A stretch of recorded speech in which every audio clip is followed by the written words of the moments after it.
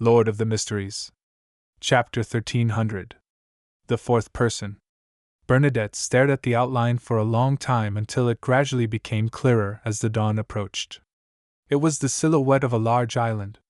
On the island, there were huge, towering, dark green trees that almost bordered on black, covering the ground and mountain. Although Bernadette couldn't be sure that this was the primitive island that her father had once visited, her intuition as a clairvoyant told her that this was likely the place she was seeking. As the coastline entered her eyes, she pursed her lips and lowered her head. She chanted an honorific name. The fool that doesn't belong to this era, the mysterious ruler above the gray fog, the king of yellow and black who wields good luck. Right on the heels of that, Queen Mystic Bernadette raised her hand and made the crewless Dawn stop in the nearby waters without approaching the shore.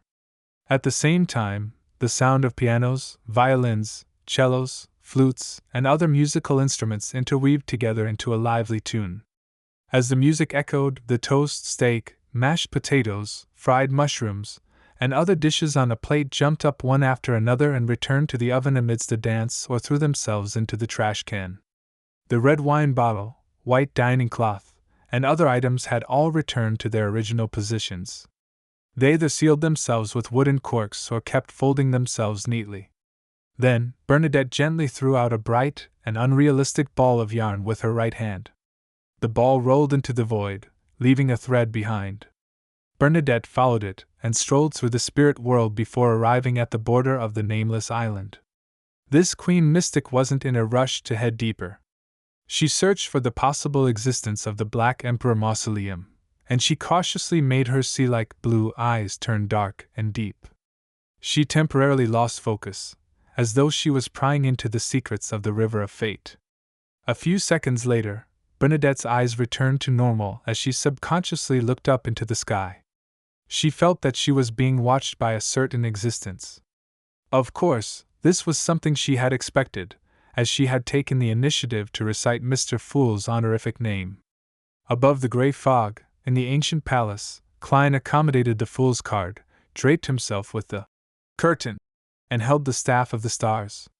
He was checking the situation on the island through Queen Mystic's prayer light. In his true vision's field, the island was shrouded in a thin layer of distorted blackness. It made it impossible for him to see the situation inside directly. He could only obtain Bernadette's point of view. Even if it's not the primitive island that Emperor Roselle discovered, this place isn't simple. Klein nodded indiscernibly as he waited for Queen Mystic to do a deeper exploration. Bernadette didn't use the ball of yarn anymore, because she had a premonition that she was going to lead herself into a dangerous abyss that she had no way of fending off. She took out an illusory hat and wore it. Her captain-looking figure disappeared, her existence concealed. This was also one of the fairy tale magic that stemmed from mystical reenactment. At its core was a hat that made one invisible. Then, Bernadette followed a path that appeared to have been opened up by humans, and entered the forest consisting of huge trees. There were no birds chirping, no wild beast roars, or disturbance caused by crawling insects. It was so peaceful as if time had frozen, so dead that there was no sign of life. According to Bernadette's understanding, there should be many supernatural beings that had already gone extinct in the outside world. Normally, it would be quite lively. But now, she felt as if she was walking through an uninhabited cemetery. Every giant tree was a tombstone. If it were any of the Beyonders with weaker minds, they would definitely feel tense. Burdened with a heavy pressure, they would slowly approach the edge of losing control. However, Bernadette's expression didn't change at all, as though she was already used to proceeding through danger and strangeness. After walking for nearly half an hour, she still didn't see any living thing or even sense the wind. Suddenly, her vision opened up, because the huge trees in front of her had become sparse. Bernadette didn't feel any joy. Instead, she slowed down and raised her hand to press against her glabella. A pair of eyes that were without eyelashes appeared in front of her, looking cold and heartless. Then, the pair of eyes of mystery prying was grabbed by invisible hands and placed on an invisible person's face. This was Bernadette's invisible servant. The invisible servant brought the eyes of mystery prying and quickly crossed the remaining path to the open forest. During this process, its vision gradually became clearer, as if it was no longer affected by the faint blackness in the air. Finally, the invisible servant arrived at the boundary of the open region and transmitted the situation to Bernadette through the eyes of mystery prying. Outside the sparse forest, there was an empty space. There were countless creatures prostrating there. Among them were red dragons with skin flowing with flames. There were treants that had gnarls for eyes and hollows for mouths. There were demonic wolves with 8 legs, giants with 4 long limbs, and feathered serpents with oily feathers and scales with a dark green shade. The latter coiled there, resembling small hills. There were also different kinds of creatures that looked like human and wild beast hybrids. At this moment, they were all facing one direction. They had their upper bodies or heads prostrated, as though they were worshipping an unknown existence. None of them made a sound. There were even a few humans among them. 1, 2, 3, 4, 5. When Bernadette counted a few humanoid creatures, her blue eyes suddenly widened. She had learned from Admiral of Stars Katla that the primitive island which her father had discovered had a special type of corruption that allowed dead creatures to return here, to the source, regardless of where their corpses were. Amongst the knights, who served Emperor Roselle, Grimm was first to be killed because of this, followed by William and Polly. However, apart from the 3 of them, no one else was sacrificed in corresponding matters. And at that moment there were 5 supernatural or mutated creatures present. In addition, Bernadette also knew that her father had eventually resolved the corruption problem and made the primitive island his secret base. Is this not the island? Queen Mystic examined the 5 humans through the eyes of mystery prying. They were dressed in opulent clothes from Roselle's era. Their faces were pale, their skin shriveled, and they looked more like zombies than humans. As the 5 of them were prostrating, Bernadette temporarily couldn't see their faces. She could only patiently wait for the praying to end.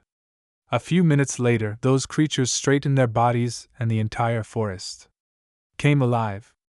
Seizing this opportunity, Bernadette saw the 5 of them and compared them with her memories and the images she knew. Grim, he really is grim. This is the primitive island. That's Uncle William. I remember him. He taught me swordplay before. Uncle Polly.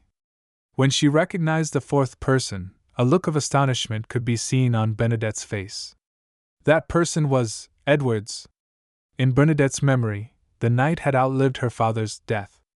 Then, he migrated his family to Lemberg. He hadn't died on this primitive island. According to the information she received from Vice Admiral Iceberg Edwina, Edwards had lived for nearly 100 years. He died peacefully and was buried in a cemetery in the suburbs of Lemberg. Uncle Edwards has also returned to this island. Didn't he not experience any corruption and didn't die because of this? Thoughts flashed through Bernadette's mind one after another. As a result, the eyes of mystery prying on the invisible servant's face kept staring at the human suspected to be Edwards. The gentleman had an old appearance, and his hair was completely white. It was the same portrait of the ancestor in his advanced years, the one that Edwina Edwards had shown her. And from his facial features and outline, Bernadette could tell what he looked like in his prime. At that time, Edwards had been her equestrian teacher. Suddenly, the human who was suspected to be Edwards turned his head and gazed coldly at the invisible servant. Although Bernadette had inherited quite a bit of Emperor Roselle's inheritance, she definitely didn't rely on items to advance to this point in the mysterious world. At that moment, she made a prompt decision and directly made the eyes of mystery prying vanish, allowing the invisible servant to return to the spirit world. Right on the heels of that, she quietly changed her position. At the same time, above the gray fog, Klein tapped the edge of the long model table and enhanced the probability of Bernadette not being discovered. When the person suspected to be Edwards retracted his blank gaze and walked to a different spot in the primitive forest with the surrounding creatures, Klein frowned slightly and muttered to himself. What kind of anomaly happened? He remembered that the Emperor had already resolved the corruption of the cosmos on this primitive island when he was alive. However, these creatures were still worshipping an unknown existence, holding a mysterious ritual that was close to the earliest descriptions in the diary. After the Emperor's death, Did a particular entity from the cosmos infiltrate this place again? Or is it that they're worshipping some symbol left behind by the Emperor? Who are the other two? They look like Edwards and Benjamin Abraham from the historical fragment. Klein, who was temporarily unable to see what was being worshipped due to the faint black interference of the island, could only follow Bernadette's eyes to observe the surroundings. After a while, Bernadette, who was proficient in prophesying, finally confirmed that there was no living creature in the open space. She summoned the invisible servant again and gave it the eyes of mystery prying. The invisible servant passed through the sparse areas of the forest and the empty area, carefully arriving at the spot where the creatures had been worshipping.